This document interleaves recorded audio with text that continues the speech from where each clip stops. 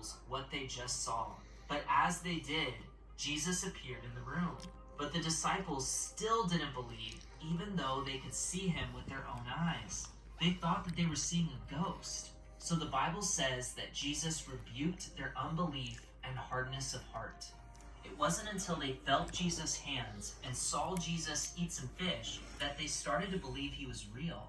This was his third appearance at this point, but a few days later, Jesus made his fourth appearance, again to the disciples, because one of them named Thomas wasn't there the first He's eating time. the cookie. And because Thomas didn't physically see Jesus, he didn't believe that his fellow disciples actually saw him.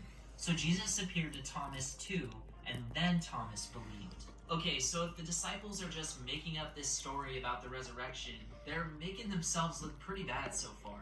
They have less faith than the women and the two random guys on the road to Emmaus. I mean, one of the first things the risen Christ does when he appears to the disciples is rebuke them for not having faith in him. But even though it's unlikely that the disciples would have made up a story as embarrassing as this one, it's not impossible, right? This is why we need to look at the last three recorded appearances of Jesus. Because when you hear about these final appearances, I don't think you'll ever doubt the resurrection again. 8 days had now